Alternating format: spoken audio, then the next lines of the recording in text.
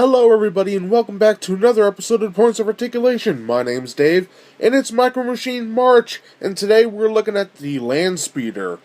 Now this is basically Luke's Landspeeder, it even has Luke in it, but on the box it is labeled Landspeeder. Now this ship is part of Galoob's Micro Machines, collection number 2, released in 1994. Now this bad boy is about 1 3/4 inches long, it's very small, but it has a lot going for it.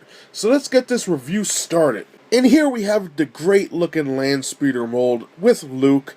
Very nice. Look at these engines, molded great. We have the little piece of the actual engine there with the shell off. And then we have some great lines, different textures.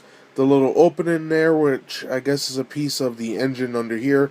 Have you ever had the toy from the Kenner line? Had a little button here, you hit it and you got to see all the stuff in there. Don't know what that is since the engines are back here, but it was cool nonetheless. Very accurate to the film. We could see our cushions are molded in, the wheel, Luke's belt, his hands, the head. He has some nice hair molded there. Just real sharp. On the edges, we have a little molding. Pretty nice. I always loved the back of this. Then on the bottom, we have our copyright stuff and a peg hole, but it's basically flat. But nice mold. So let's talk about the paint. Okay, looking at the paint, it's mostly this nice dark tan color. Almost like an orange, and that's on the whole thing, basically. Now, the second biggest color is this rusty color right here. We can see it going on there. It's the main color at the bottom. And that's over almost everything as well with that great design. Now, on top of that, we have our dark metallic gray. And that's for the hood right here. And then the parts of the engine, so we have right here, and there's also a piece on the hood, and then anything that's beat up is also that metallic silver, gray, whatever you want to call it. So we have a couple beads there, and then the front section up until there, and then the same for this side. Also there is a dark gray, and that's on the engines, as we can see there. The seat is the same dark gray. We have black for the belt and the steering wheel, white for Luke's shirt, and also tan for his head and hands, and brown for his hair.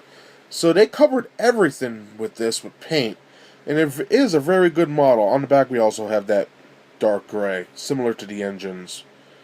So sick. So now that I'm done with the mold and paint, let's put it on a stand and compare it to another ship, and then we'll be done. Just like all Micro Machines from Galoob's era, comes with a cool stand. Put the peg in the port, and then you're good to go. To compare with Luke's Landspeeder, made in '94, I wanted to compare it to something that maybe a lot of people have, and if you're into Micro Machines now, then you probably have Rayon or Speeder. And I think it's pretty accurate to the size of Luke's Speeder. So this one came out in 2015, before The Force Awakens came out, and it's a nice size model.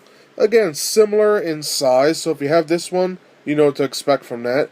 Now, yes, I know they made a blind bag version of this, and Hasbro released that. I never had that one, so I cannot, show you the differences.